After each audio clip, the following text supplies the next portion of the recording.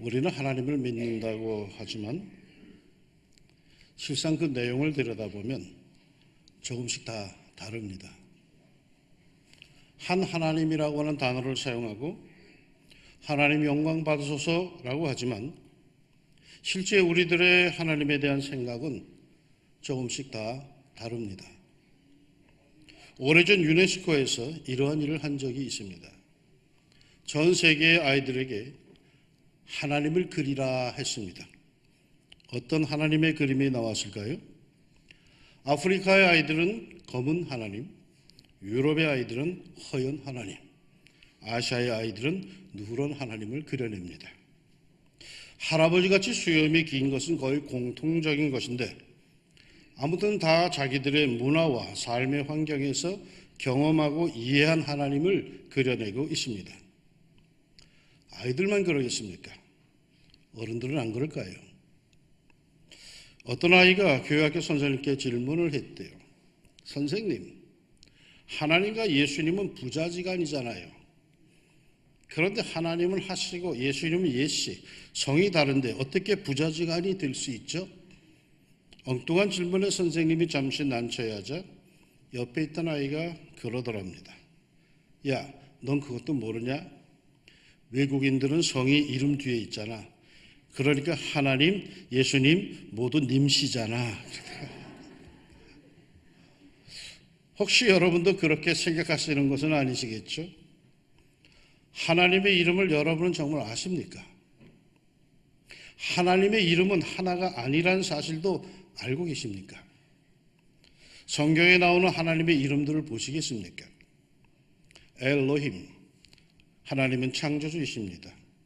여호와, 하나님은 스스로 계신 분이십니다. 엘로이, 하나님은 나를 살피시는 분이십니다. 엘샤다이, 하나님은 전능하신 분이십니다. 엘올람, 하나님은 영원하신 분이십니다. 나함, 하나님은 위로하시는 분이십니다. 여호와 이레, 하나님은 미리 준비하시는 분이십니다. 엘리온, 하나님은 가장 높으신 분이십니다. 여호와 샴마, 하나님은 어디든 계시는 분이십니다. 여호와 니시, 하나님은 승리케 하시는 분이십니다. 여호와 샬롬, 하나님은 샬롬 평화이십니다. 여호와 라파, 하나님은 치료자이십니다. 여호와 로이, 하나님은 목자이십니다. 아도나이, 하나님은 내 삶의 주인이십니다. 임마누엘, 하나님은 우리와 함께 하시는 분이십니다. 왜 이렇게 다양하고 다를까요? 하나님은 한 분이신데 왜 하나님의 이름은 이렇게 다양한 걸까요?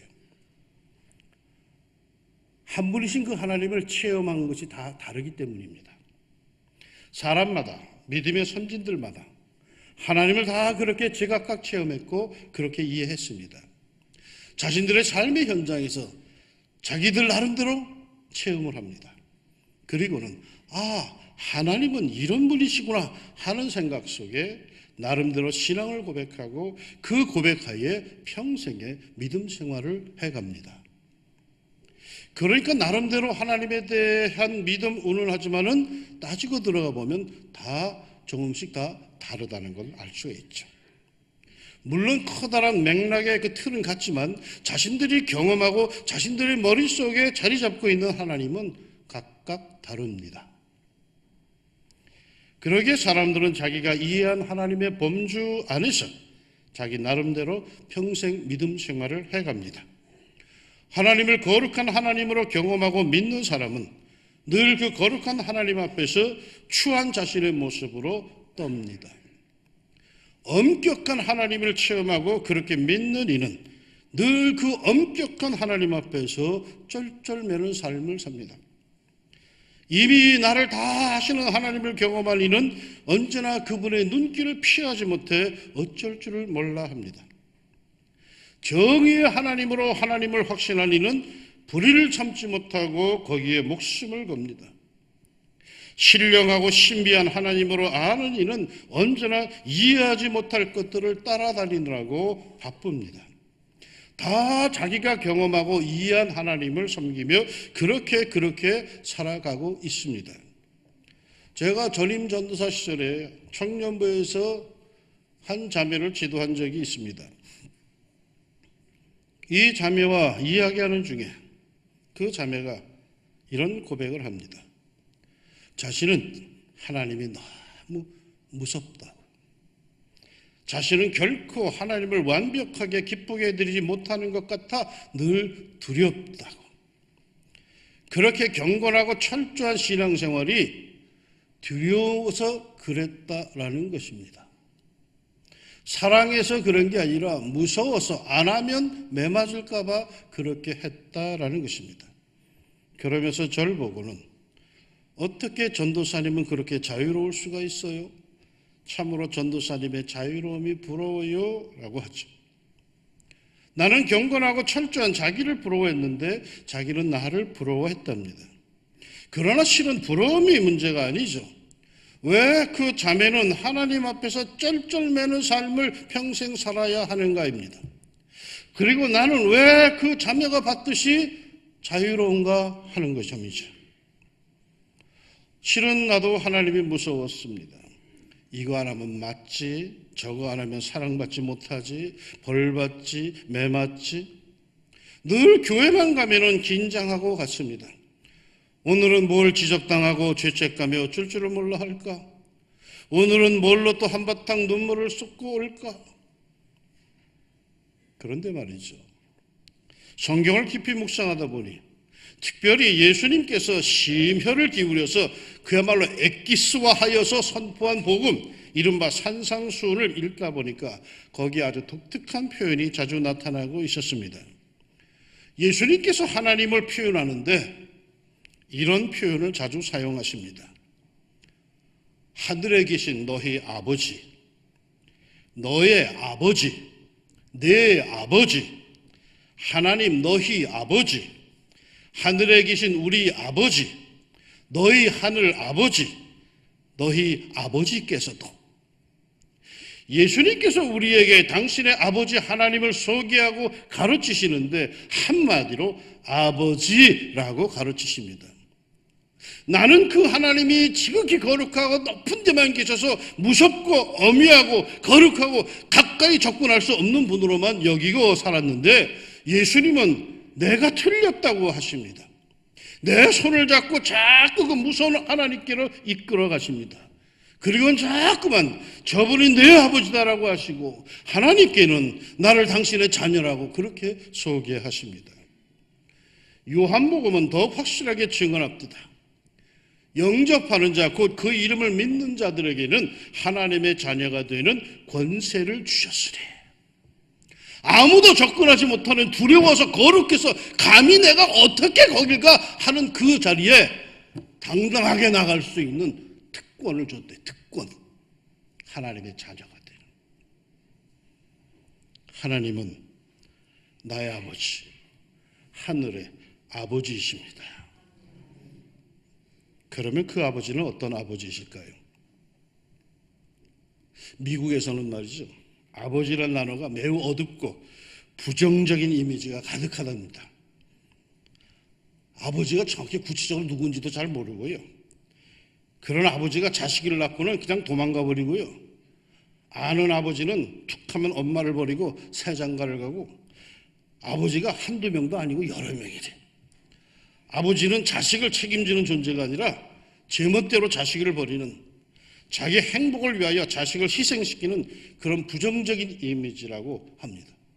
그래서 미국 교회에서는 하나님 아버지란 말을 잘 안 쓴대요. 워낙 부정적이라. 그러나 우린 그렇지 않죠.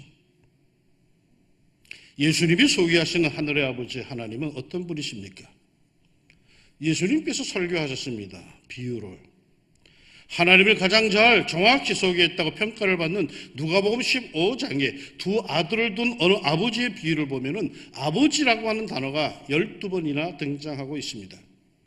예수님께서 거듭거듭해서 우리에게 알려주고 싶은 사실, 하나님은 우리 아버지이시다라는 사실입니다. 근데 어떤 아버지입니까? 본문을 봅시다. 내용은 우리가 익히 잘 알고 있는 내용입니다. 어느 아버지에게 두 아들이 있었습니다. 그런데 두 아들의 아버지에 대한 태도가 각각 다릅니다. 먼저 등장하는 아들이 둘째입니다. 이 둘째, 얼마나 철없는 아들인지 모릅니다. 아버지에게 요구합니다. 그 둘째가 아버지에게 말하되 아버지여 재산 중에서 내게 돌아올 분깃을 내게 주소서 하는지라.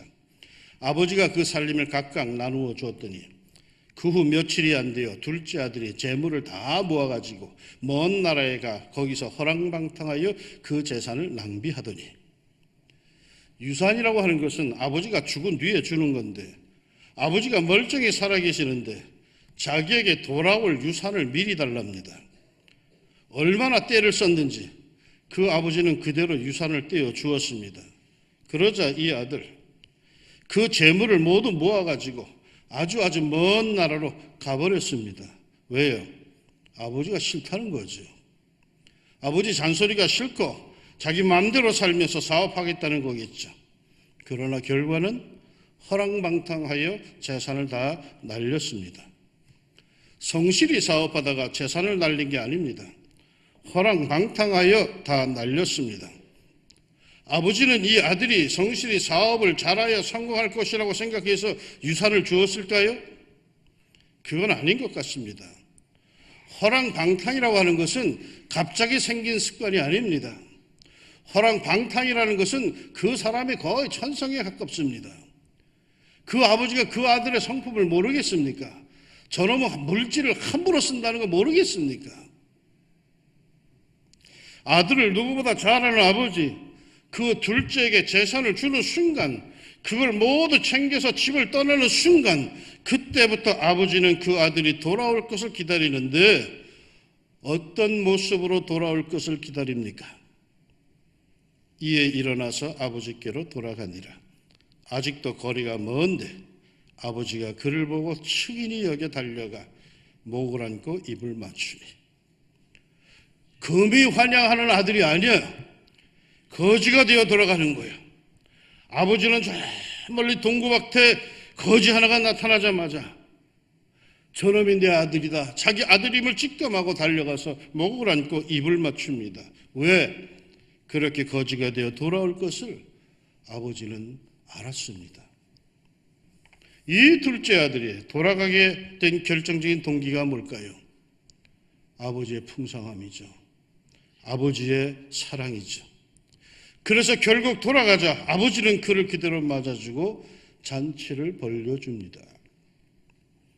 첫째 아들, 이런 아버지를 보고는 뚜껑이 열립니다. 이젠 집에 들어가지도 않겠다고 버팁니다. 아버지를 아버지라 부르지도 않고 동생을 동생이라고 부르지도 않습니다. 우리 성경에는 그것이 보이지 않지만 헬라어 원어 성경에는 조금 다른 게 보입니다. 29절에 우리 성경엔 맏아들이 말할 때에 아버지를 섬겨라고 되어 있는데 이는 의역입니다. 헬라 원어 성경에는 아버지란 말이 없습니다. 맏아들은 아버지란 말 대신에 당신을 섬겨 유라고 얘기합니다. 화가 나니까 아버지가 당신이 되었습니다. 그것뿐만 아니라 그는 말을 시작하는데 아버지라는 호칭도 사용하지 않습니다. 그의 말 맨 앞에 나오는 단어는 헬라어로 이두라고 하는 단어입니다. 이두라고 하는 헬라어는 뜻이 보다라는 뜻으로 우리식으로 표현하면 이것 보시오 라고 하는 겁니다. 그래서 29절을 원어 성경에 충실하여 번역하면 이렇습니다. 이것 보세요. 나는 이렇게 여러 해 동안 당신을 위해 종이나 다름없이 일을 했습니다. 근데 나에겐 염소 새끼 한 마리도 주지 않았습니다. 아주 불손한 태도를 보이고 있습니다. 근데 말이죠.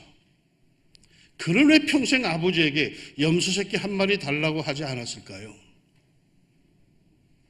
아버지 재산이 축날까 봐 걱정돼서 그러실까요? 그건 아닌 것 같아요.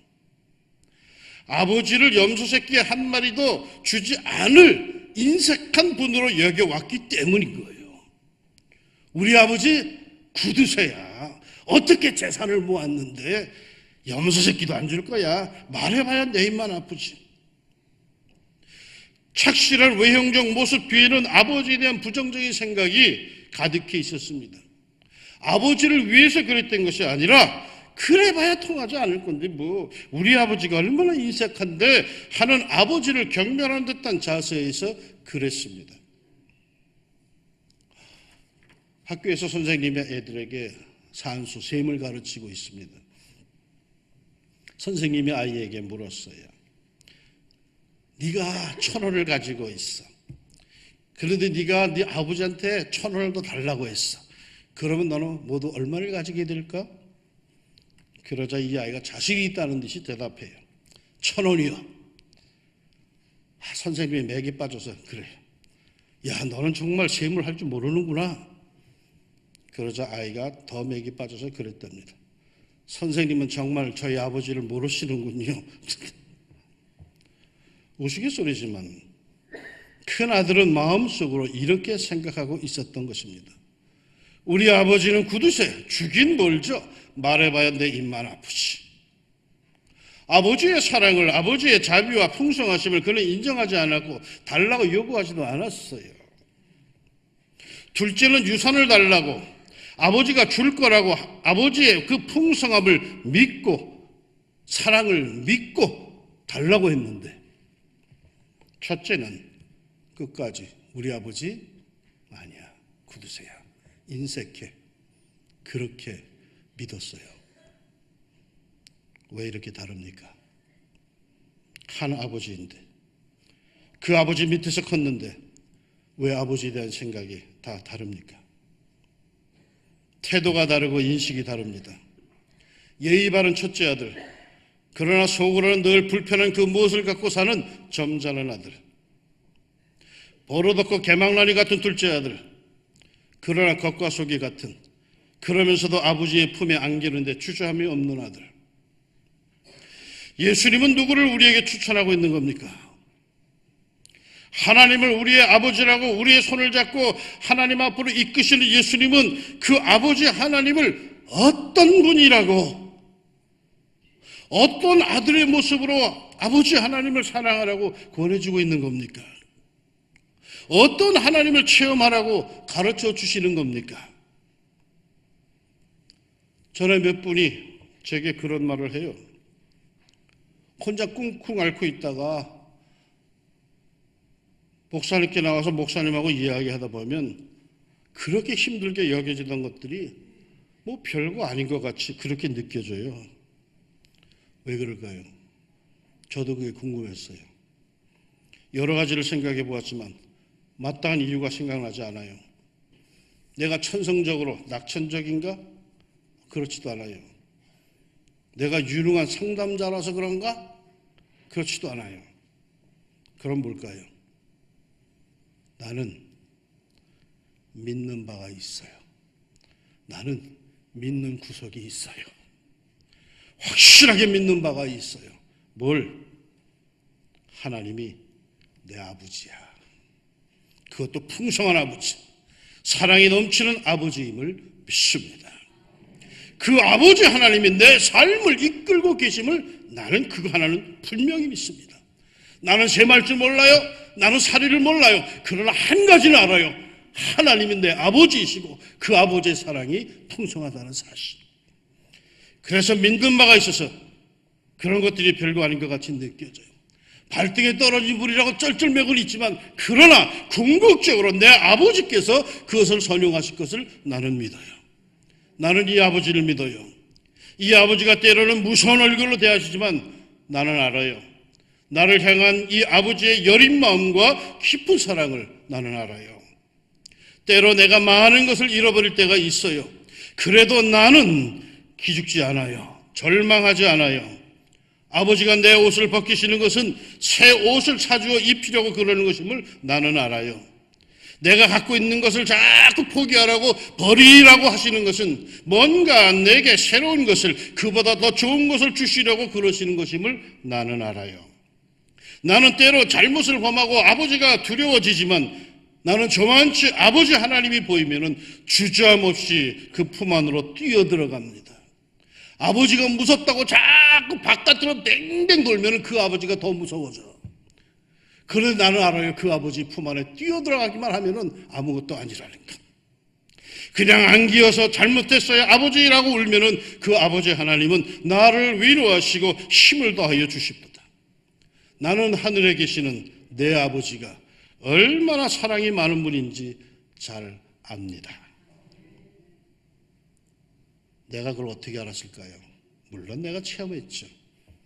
그러나 그것보다 더 중요한 게 있어요. 하나님의 말씀이 있어요. 약속이. 보라, 아버지께서 어떠한 사랑으로 우리에게 베푸사 하나님의 자녀라 일컬음을 받게 하셨는가. 사랑은 여기 있으니 우리가 하나님을 사랑한 것이 아니요 하나님이 우리를 사랑하사 우리 죄를 속하기 위하여 화목제물로 그 아들을 보내셨습니다. 사랑 안에 두려움이 없고 온전한 사랑이 두려움을 내쫓나니 두려움에는 형벌이 있습니다.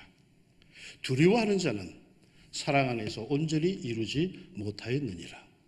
우리가 사랑하면 그가 먼저 우리를 사랑하셨습니다. 나는 내 아버지 하나님의 사랑 안에 있기에 그 사랑을 확신하기에 두려움보다 더욱 진한 사랑을 느낍니다. 사랑에 관해서만큼은 언제나 나를 향한 하나님의 사랑이 더 우선적이고 더 큽니다. 예수님이 우리에게 권해주고 소개해주는 아버지, 그 아버지의 사랑을 확신하십시다. 여러분 신앙생활은 평생 하는 겁니다. 아니 평생이 뭡니까? 영원토록 하는 거죠. 우리가 하나님을 섬기는 것은 영원토록 섬기는 거죠. 어떤 하나님을 섬기십니까? 무섭고 두려운 하나님이십니까? 예수님께서 우리에게 자꾸 이거 알라 전혀 권해주시는 사랑의 아버지이십니까? 무서운 아버지보다도 나에게 한없이 따뜻한 하늘의 아버지, 부디 이 아버지를 경험하고 그 아버지의 품 안에서 자유함을 느끼며 평생 복되게 살아가시기를 예수님의 이름으로 축원합니다. 기도합시다. 성경에는 여러 하나님의 모습이 우리에게 보여집니다. 거룩하시고 지극하시고 어미하시고 율법적이시고 정의로우시고 심판주이시고 참 많은 하나님의 모습이 성경에 우리에게 보여지는데 예수님께서 우리에게 소개해 주시고 예수님께서 우리에게 알려주시는 하나님은 아버지라고. 네 아버지다. 그 아버지 그 속이 얼마나 여린 줄 아냐. 그 아버지 얼마나 너를 사랑하는지 아냐. 그거 알라고 예수님께서 우리에게 계속 말씀하십니다. 용기를 내게 해주시사 예수님의 약속을 믿고 하나님의 자녀가 되는 권세, 특권을 누릴 수 있는 저희들 되게 하여 주시사 언제나 하나님 앞에서 하나님의 사랑받는 자녀답게 당당하게 살아가게 하여 주옵소서. 종으로 살지 않게 해주시고 자녀답게 하나님을 사랑하고 평생에 아버지를 기쁘게 하는 자녀의 삶 살게 하여 주옵소서. 예수님 이름으로 기도합니다. 아멘.